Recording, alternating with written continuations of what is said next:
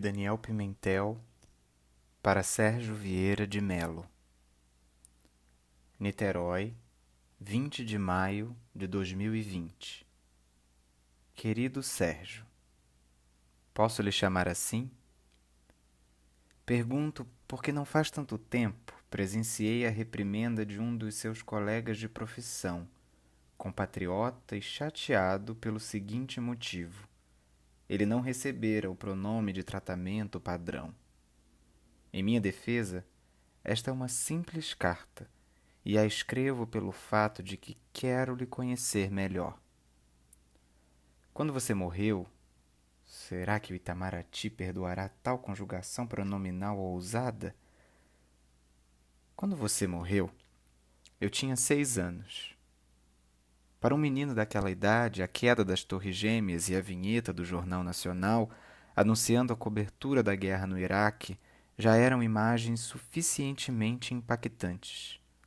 Talvez por isso, a sua morte trágica foi apagada da minha memória e recuperada recentemente por 2 documentários e um filme de ficção que assisti em plataformas de streaming. É uma espécie de videolocadora para humanos desses dias digitais.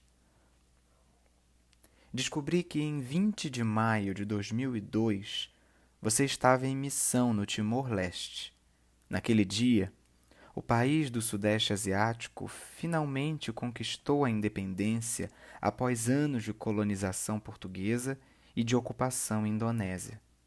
Hoje, exatamente 18 anos depois, Timor comemora a maioridade no dia da restauração da independência, convivendo com as agruras típicas das nações jovens. Se é verdade que colonização rima com exploração, faz algum sentido, pelo menos para mim, pensar que só é possível explorar o que tem potencial. Às vezes fico imaginando como deve ter sido a sua sensação, brasileiro, ao cooperar para a independência desse país irmão por parte de língua mãe.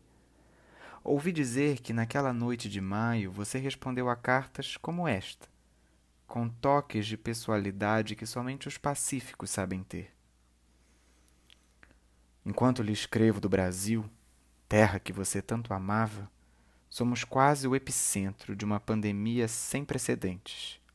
O mundo observa o avanço de um vírus chamado Covid-19. Sua origem ainda é desconhecida, apesar de que fortes evidências apontam para uma possível causa: a relação predatória dos seres humanos com o consumo de animais. O fato é que a sua propagação em larga escala desafia os sistemas de saúde. Apesar da recomendação das principais entidades científicas em favor do isolamento social com o objetivo de evitar o contágio, alguns chefes de Estado insistem em empregar um retorno à normalidade, com apoio de parte da população, sob o argumento cretino de que é preciso proteger a economia. Logo, quando tudo indica que foi justamente a nossa rotina urbana enlouquecida que despertou o recado da natureza. Como teria sido diferente se tivéssemos seguido os seus passos em defesa de uma cooperação internacional? Ainda hoje, acredite se quiser, a Organização Mundial de Saúde, no que concerne às pandemias, tem apenas função de monitoramento. O rio da história corre caudaloso. Há quem diga que a era dos nacionalismos está de volta, sabia? Mas nem tudo está perdido. Também ouvi dizer que, pouco antes de morrer, você revelou sua vontade de se dedicar à universidade, pois o Alto Comissariado das Nações Unidas para Refugiados fundou uma cátedra com o seu nome. Imagine que vários estudantes e pesquisadores por todo o país, dos mais variados campos do conhecimento, se dedicam aos estudos migratórios à luz dos direitos humanos e põem em prática projetos de extensão em prol da comunidade refugiada. Em algum momento você pensou que estaria em tantas universidades ao mesmo tempo? Eu mesmo tive a honra de participar da elaboração de um centro de proteção a refugiados e imigrantes, na sua cátedra, dentro da casa de outro brasileiro que você já deve ter conhecido, o Rui Barbosa. Ali, ao lado de colegas que se tornaram amigos, montamos uma equipe de advogadas, internacionalistas, cientistas sociais, assistentes sociais e etc., dedicados a atender gratuitamente pessoas hipossuficientes que gostariam de regularizar a sua situação migratória no Brasil. Por mais de 2 anos, eu fui um mero estagiário e ainda assim insisti numa parceria interinstitucional com o Laboratório de Estética e Política da UFRJ. Deu certo. Com muita alegria, conduzimos oficinas, montamos um curta-metragem e levantamos um espetáculo de teatro fórum. É uma técnica do Augusto Boal, um outro brasileiro que, assim como você, é mais conhecido lá fora do que aqui dentro. Nós apresentamos na escola, na biblioteca, na aldeia e até na universidade para os membros da sua cátedra.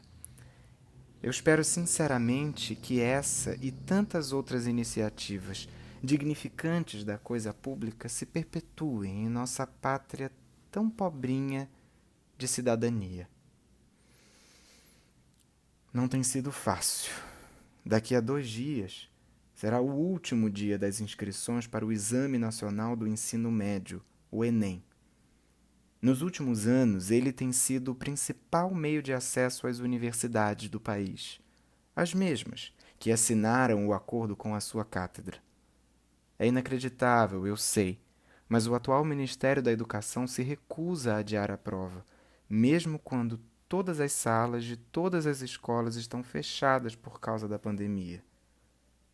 Apenas estudantes da rede privada que têm acesso à internet de qualidade podem frequentar aulas virtuais dos seus professores pelas telas dos computadores e tablets. É uma espécie de celular gigante com câmera e tela sensível ao toque. O argumento oficial é parecido, e não menos cretino. Abre aspas. O Brasil não pode parar. Acontece que a pandemia desacelerou o tempo e para muita gente há muito tempo o Brasil sequer saiu do lugar. Não quero assustar, muito menos desanimar ninguém por aí. Por favor, entenda minhas palavras como um desabafo sincero. Eu li de um colega no Facebook. Facebook é complicado, depois eu explico. Bom, eu li de um colega que ele estava entre a indignação e a depressão. É como eu me sinto. Lembrei de Paulo de Tarso, o apóstolo dos gentios, autor das muitas cartas que construíram as primeiras comunidades cristãs clandestinas.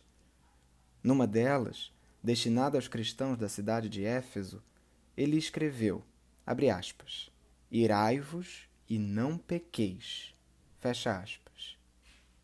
Em outras palavras, está liberado sentir raiva, só não vale cometer crime. Talvez, no final das contas, eu tenha aprendido com Paulo, com você e com essa carta que é preciso sublimar a raiva com o que realmente importa para não cair em desânimo.